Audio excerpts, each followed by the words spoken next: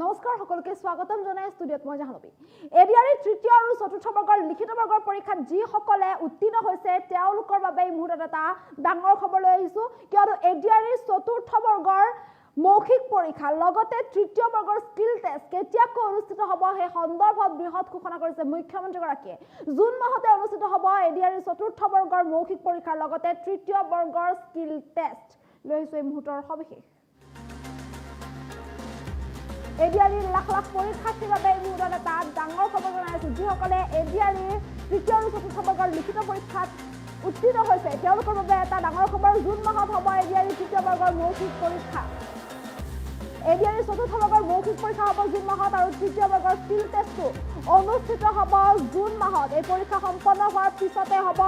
নিযুক্তি 10 অক্টোবৰত ৰাজ্যজুৰি হ'ব সৰ্ববৃহৎ নিযুক্তি আৰু 10 অক্টোবৰত সৰ্ববৃহৎ নিযুক্তি হ'ব ৰাজ্যজুৰি গতিকে এডিআৰই তৃতীয় আৰু চতুৰ্থ বৰ্গৰ লিখিত পৰীক্ষাত যিসকলে উত্তীৰ্ণ হৈছে তেওঁলোকৰ বাবে ডাঙৰ ঘোষণা কৰিছে মুখ্যমন্ত্ৰী ডক্টৰ হিমন্ত বিশ্ব শৰ্মাই এডিআৰই তৃতীয় বৰ্গৰ পৰীক্ষাত যিসকলে উত্তীৰ্ণ হৈছে তেওঁলোকে স্কিল টেষ্টত অৱতীৰ্ণ হ'ব লাগিব আৰু জুন মাহতে অনুষ্ঠিত হ'ব স্কিল টেষ্ট এই স্কিল টেষ্টত অৱতীৰ্ণ হ'ব লাগিব পৰীক্ষাৰ্থীসকলে সমান্তৰালকৈ এডিআৰই চতুৰ্থ বৰ্গৰ লিখিত পৰীক্ষাত যিসকলে উত্তীৰ্ণ হৈছে তেওঁলোকে মৌখিক পৰীক্ষাত অৱতীৰ্ণ হ'ব লাগিব জুন মাহতে অনুষ্ঠিত হ'ব মৌখিক পৰীক্ষা আৰু এই মৌখিক পৰীক্ষা আৰু স্কিল টেষ্টত অৱতীৰ্ণ হ'ব লাগিব পৰীক্ষাৰ্থীসকল আৰু যদিহে পৰীক্ষাৰ্থীসকলে মৌখিক পৰীক্ষা আৰু স্কিল টেষ্টত উত্তীৰ্ণ হোৱাৰ পাছতেই তেওঁলোকে নিযুক্তি লাভ কৰিব 10 অক্টোবৰত উত্তীৰ্ণ পৰীক্ষাৰ্থীয়ে লাভ কৰিব নিযুক্তি ৰাজ্যজুৰি সৰ্ববৃহৎ নিযুক্তি হ'ব 10 অক্টোবৰত আৰু এই নিযুক্তিক লৈ এইদৰে বৃহৎ ঘোষণা কৰিছে মুখ্যমন্ত্ৰী ডক্টৰ হিমন্ত বিশ্ব শৰ্মাই গতিকে এডিআৰই লাখ লাখ পৰীক্ষাৰ্থীৰ বাবে এই মুহূৰ্তত এটা ডাঙৰ খবৰ জনাই আছো জুন মাহত এডিআৰই তৃতীয় বৰ্গৰ পৰীক্ষাৰ্থীসকলে স্কিল টেষ্টত অৱতীৰ্ণ হ'ব লাগিব কিয়নো জুন মাহত অনুষ্ঠিত হ'ব এডিআৰই তৃতীয় বৰ্গৰ স্কিল টেষ্ট যিসকলে লিখিত পৰীক্ষাত উত্তীৰ্ণ হৈছে লিখিত পৰীক্ষাত উত্তীৰ্ণ হোৱাসকলে স্কিল টেষ্টত অৱতীৰ্ণ হ'ব লাগিব আৰু তেওঁলোকে এই স্কিল টেষ্ট দিব লাগিব আৰু তাত উত্তীৰ্ণ হ'লে ফলাফল ঘোষণা হ'ব আৰু ফলাফল ঘোষণাৰ পাছতেই তেওঁলোকে লাভ কৰিব নিযুক্তি ইফালে যিসকলে চতুৰ্থ বৰ্গৰ লিখিত পৰীক্ষাত উত্তীৰ্ণ হৈছে তেওঁলোকে মৌখিক পৰীক্ষাত অৱতীৰ্ণ হ'ব লাগিব জুন মাহতে হ'ব মৌখিক পৰীক্ষা আৰু এই মৌখিক পৰীক্ষাত অৱতীৰ্ণ হ'ব লাগিব এইদৰে পৰীক্ষাৰ্থীসকলে আৰু ইয়াৰ পাছতে তেওঁলোকৰ ফলাফল ঘোষণা হ'ব ফলাফল ঘোষণাৰ পাছতে 10 অক্টোবৰত নিযুক্তি লাভ কৰিব পৰীক্ষাৰ্থীসকলে যিসকলে উত্তীৰ্ণ হ'ব তেওঁলোকে নিযুক্তি লাভ কৰিব 10 অক্টোবৰত 10 অক্টোবৰত হ'বলৈ গৈ আছে ৰাজ্যজুৰি সৰ্ববৃহৎ নিযুক্তি 10 অক্টোবৰত নিযুক্তি লাভ কৰিব এডিআৰই উত্তীৰ্ণ পৰীক্ষাৰ্থীসকলে যিসকলে লিখিত পৰীক্ষাত উত্তীৰ্ণ হৈছে তেওঁলোকে মৌখিক আৰু স্কিল টেষ্টত অৱতীৰ্ণ হ'ব লাগিব চতুৰ্থ বৰ্গৰ যিসকলে লিখিত পৰীক্ষাত উত্তীৰ্ণ হৈছে তেওঁলোকে যিটো অপেক্ষা কৰি আছে মৌখিক পৰীক্ষালৈ আৰু তেওঁলোকৰ অপেক্ষাৰ অন্তবেলায় ঘোষণা কৰা হৈছে যে জুন মাহত হ'ব মৌখিক পৰীক্ষা অৱতীৰ্ণ হ'ব লাগিব পৰীক্ষাৰ্থীসকল আৰু তাত উত্তীৰ্ণ হ'লেই নিযুক্তি লাভ কৰিব ইফালে যিসকলে তৃতীয় বৰ্গৰ লিখিত পৰীক্ষাত উত্তীৰ্ণ হৈছে তেওঁলোকৰো যিটো অপেক্ষাত আছিল কোৱা হৈছিল স্কিল টেষ্ট হ'ব বুলি আৰু তেওঁলোকে অপেক্ষাত আছিল কেতিয়াকৈ অনুষ্ঠিত হ'ব আৰু এইদৰে এতিয়া দিন ঘোষণা কৰিছে জুন মাহত হ'ব তৃতীয় বৰ্গৰ পৰীক্ষাটো স্কিল টেষ্ট গতিকে স্কিল টেষ্টত অৱতীৰ্ণ হ'ব লাগিব লিখিত পৰীক্ষাত উত্তীৰ্ণ হোৱাসকলে আৰু যদিহে এই পৰীক্ষাত আপুনি সফলভাৱে উত্তীৰ্ণ হয় তেন্তে আপুনি নিযুক্তি লাভ কৰিব 10 অক্টোবৰত ৰাজ্যজুৰি হ'ব সৰ্ববৃহৎ নিযুক্তি মুখ্যমন্ত্ৰী ডক্টৰ হিমন্ত বিশ্ব শৰ্মাই এই সন্দৰ্ভত বৃহৎ ঘোষণা কৰিছে মুখ্যমন্ত্ৰীগৰাকীৰ মন্তব্য আছে সেই মন্তব্য শুনাবলৈ চেষ্টা কৰিছোঁ এডিআৰই পৰীক্ষাৰ প্ৰসংগতে মই উল্লেখ কৰিব খুজিছো যে এডিআৰই চতুৰ্থ বৰ্গৰ পৰীক্ষাৰ বাবে এতিয়া এটা অৰেল টেষ্ট হ'ব এই অৰেল টেষ্ট আমি জুন মাহত অনুষ্ঠিত কৰিম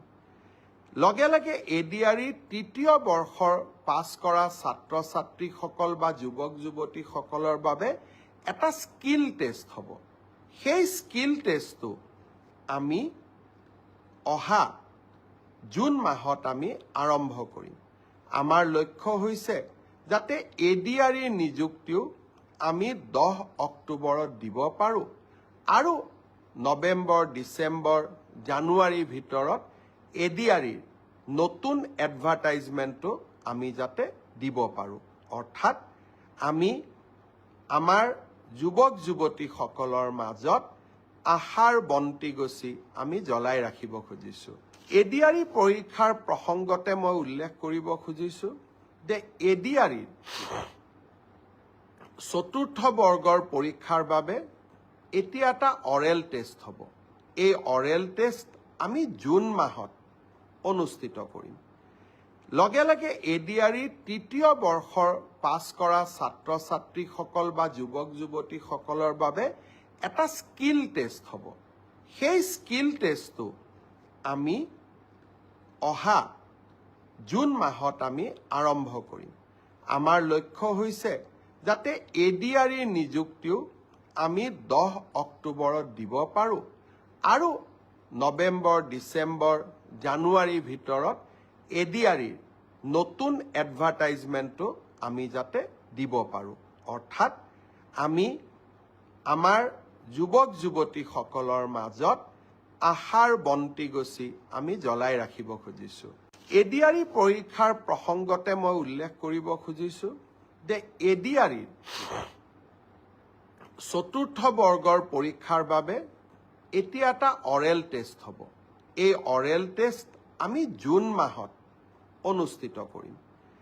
লগে লগে এডিআৰিৰ তৃতীয় বৰ্ষৰ পাছ কৰা ছাত্ৰ ছাত্ৰীসকল বা যুৱক যুৱতীসকলৰ বাবে এটা স্কিল টেষ্ট হ'ব। সেই স্কিল টেষ্টটো আমি অহা জুন মাহত আমি আৰম্ভ কৰিম। আমাৰ লক্ষ্য হৈছে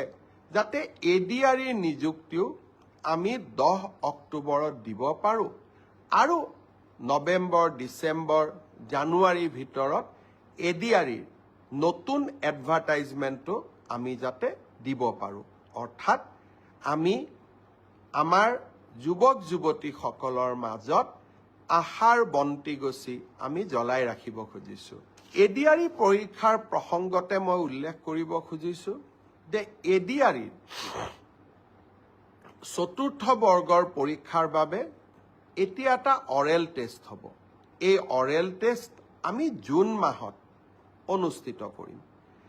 লগে লগে এডিআৰিৰ তৃতীয় বৰ্ষৰ পাছ কৰা ছাত্ৰ ছাত্ৰীসকল বা যুৱক যুৱতীসকলৰ বাবে এটা স্কিল টেষ্ট হ'ব। সেই স্কিল টেষ্টটো আমি অহা জুন মাহত আমি আৰম্ভ কৰিম। আমাৰ লক্ষ্য হৈছে যাতে এডিআৰিৰ নিযুক্তিও আমি 10 অক্টোবৰত দিব পাৰোঁ আৰু নৱেম্বৰ ডিচেম্বৰ জানুৱাৰীৰ ভিতৰত এডিআৰিৰ নতুন এডভাৰটাইজমেণ্টটো আমি যাতে দিব পাৰোঁ। অৰ্থাৎ আমি আমাৰ যুৱক যুৱতীসকলৰ মাজত আশাৰ বন্তি গছি আমি জ্বলাই ৰাখিব খুজিছোঁ। এডিআৰি পৰীক্ষাৰ প্ৰসংগতে মই উল্লেখ কৰিব খুজিছোঁ যে এডিআৰিৰ চতুৰ্থ বৰ্গৰ পৰীক্ষাৰ বাবে এতিয়া এটা অৰেল টেষ্ট হ'ব। এই অৰেল টেষ্ট আমি জুন মাহত অনুষ্ঠিত কৰিম।